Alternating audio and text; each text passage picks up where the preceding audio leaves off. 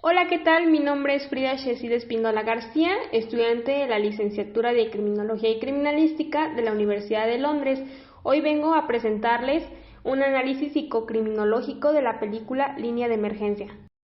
Empezando con la ficha de identificación, Michael Foster, escolaridad técnico-médico, delito cometido secuestro y asesinato, número de víctimas 4, lugar de comisión del delito Los Ángeles, California. Como tal, no hubo una sentencia. La primera víctima, que se trata de una joven que se encuentra sola en su casa, ya que sus padres no estaban, mientras el asesino se aprovecha de esta situación para meterse a la casa y poder secuestrar a esta adolescente. La segunda víctima es otra adolescente con las mismas características que la primera, aproximadamente a la misma edad, la cual este sujeto aborda en un estacionamiento de un centro comercial. La tercera víctima es un señor que alerta al asesino de que su cajuela está desbordando pintura. De tal manera, Michael Foster se da cuenta de que algo anda mal y decide averiguarlo. Al cambiar el semáforo en verde, se va a toda velocidad y se da cuenta que a la joven que secuestró está tratando de llamar la atención. Cuando está intimidándola en la cajuela, se aparece este hombre, el cual se le hizo raro su comportamiento y decide averiguar qué es lo que está pasando. Al toparlo y ver su reacción, decide llamar al 911 y es ahí donde él es víctima, ya que lo golpea con una pala hasta dejarlo inconsciente. Para cuando él reacciona, entra en un ataque de pánico y empieza a golpear el maletero hasta que desespera a Michael Foster y lo termina asesinando. La cuarta víctima es un despachador de una gasolinera, donde Michael Foster se detiene a cargar gasolina en donde llevaba a sus víctimas. La joven logra salir del maletero a la parte posterior del auto para pedir auxilio. Es ahí donde se percata el señor despachador de lo ocurrido, pero todo sale mal y Michael Foster logra huir arremetiendo contra él la manguera de gasolina y asimismo prendiéndole fuego. Bueno, y posteriormente su perfil de víctimas eran chicas adolescentes de cabello rubio, similares físicamente a su hermana. De acuerdo a su modus operandi, era secuestrar a las chicas de cabello rubio y extraerles el cabello y posteriormente asesinarlas y enterrarlas. De acuerdo a sus antecedentes familiares, nos encontramos con una extraña relación con su hermana mayor, ausencia del padre y alcoholismo, una madre sumisa, falta de comunicación familiar, un hogar inestable en el que se daban malos tratos, ausencia de lazos afectivos y posteriormente pues su madre era muy fría, distante, negligente y nada cariñosa hacia sus hijos. De acuerdo a la tipología de la familia criminógena, los primeros años de vida de un niño son los más importantes para su desarrollo, ya que es el momento en el que aprenderá a socializarse y a forjar su carácter. Michael Foster vivió su infancia en un ambiente social ineficaz, en una familia estructurada, con unos padres ausentes, un desequilibrio en la disciplina del padre y de la madre. Por lo tanto, es expuesto en reiteradas ocasiones a eventos traumáticos. Fue víctima de malos tratos, tanto físicos, psicológicos y emocionales, como por ejemplo la falta de afecto, atención y cuidado. Además de que en su infancia y adolescencia no tuvo presente una figura que les guiara y de la que pudiera aprender qué conductas son las correctas. Tiene un trauma que arrastra desde su infancia, era muy unido con su hermana mayor y cuando su hermana cayó enferma y falleció por leucemia, Michael Foster no acabó de asumirlo y dentro de él empezó a formarse el germen de una obsesión. Después de tiempo, Foster formó una maravillosa familia con 2 niños, pero en su cabeza saltaba un resorte cada vez que se cruzaba con una joven de cabello rubio. Estas condiciones de vida hacen que llegue a tener distorsiones cognitivas y que no tenga soporte y madurez emocional.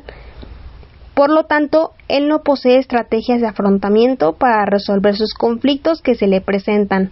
Empieza a aislarse, generando una serie de fantasías en las que suele ir apareciendo componentes de tipo violentos. Por lo tanto, se puede decir que tuvo una familia carencial.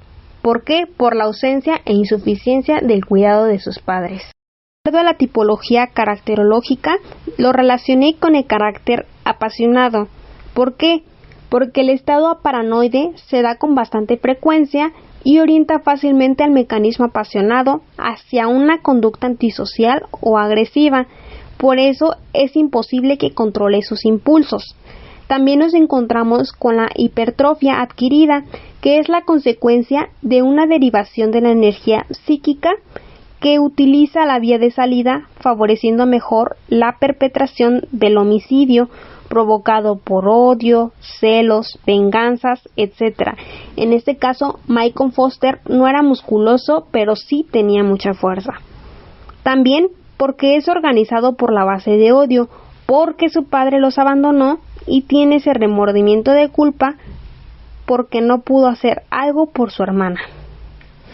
Y por último, es peligroso por la contención de sus emociones de tipo secundario y reprimido por mucho tiempo. Por ejemplo, la culpa, la satisfacción y el placer de poder ver en otras mujeres la figura de su hermana. De acuerdo a la tipología corporal de Sheldon y Kretschmer, Michael Foster se caracteriza como ectomorfo porque tiene formas delgadas, su rostro suele ser alargado, con nariz estrecha y afilada.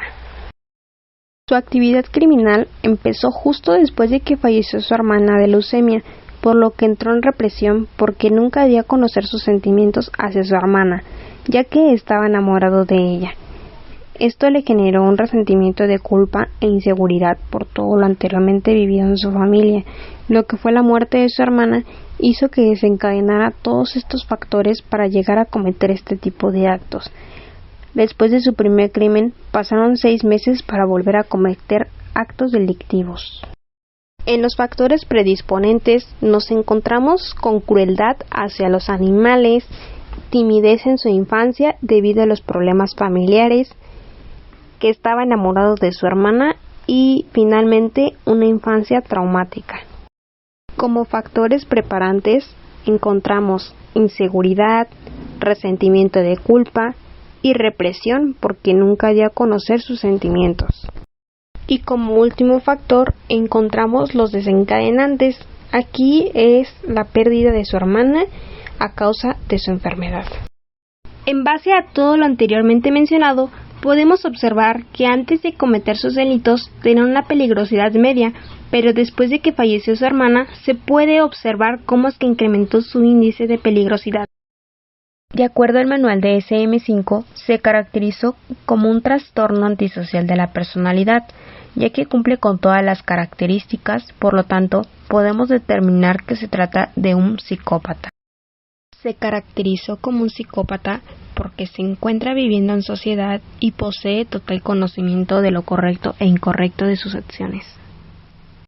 Otra de las características es porque asesina con un fin determinado, sin sentir culpa de sus acciones. Por ejemplo, él mata solo para obtener el cabello, ya que al olerlo le da un placer casi sexual y hace entender al espectador que podría ser lo que más le gustaba de su hermana antes de que ella lo perdiera por completo. Como siguiente punto nos encontramos con el hecho de que mate todo aquel que se interponga en el cumplimiento de su deseo. Esto quiere decir que represente un obstáculo, como por ejemplo cuando asesina a un hombre que estaba por denunciar al 911 y al de la estación de servicio que lo amenazó con avisar a la policía. Como siguiente punto nos encontramos con el perfeccionismo y la obsesión. Como un rasgo psicótico por excelencia. Por ejemplo, en el momento en el que la joven secuestrada se mancha el cabello de pintura en su afán de salvarse. En esta escena, el criminal manifiesta mucha frustración y enojo, debido a que las cosas no salieron de acuerdo a su planificación. En el sótano de su casa de campo tenía una recreación exacta de la habitación de su hermana hasta el armario con su ropa. Y en una pequeña heladera guardaba los cueros cabelludos de sus víctimas para después poder olerlos. Esta actitud rutinaria y obsesiva es a la que hace referencia la película.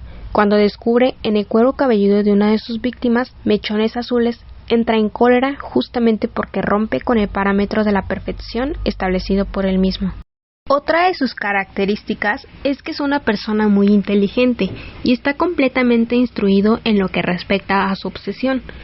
El asesino es técnico médico, por lo que posee todos los insumos y conocimientos necesarios para cortar el cuero cabelludo de sus víctimas, como le manifiesta a la última joven al momento de la intervención, ya que sabía que no podía matarla antes, por lo que dice esta frase: El cabello necesita un buen fluido sanguíneo. Si mueres, el cabello muere también.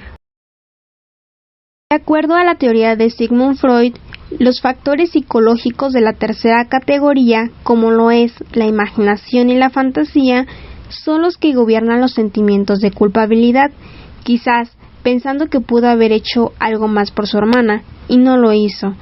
También denota ciertos sentimientos de amor hacia su hermana, quedándose en una etapa de latencia sin evolución satisfactoria. De igual manera, se queda en el proceso primario del ello, que es el principio del placer, y queda confundido de la realidad con lo imaginario. En la teoría de Melanie Klein se menciona que cuando en el análisis se llega a los más profundos conflictos, de los que brota la angustia y el odio, también se encuentra el amor. En este caso, Michael Foster no tiene ausente el amor, sino que está escondido y enterrado en forma que solo el análisis puede traerlo a la luz. Como en este caso, su objeto odiado era originalmente su objeto de amor y líbido, el cual está situación de odiar y perseguir su propio objeto amado.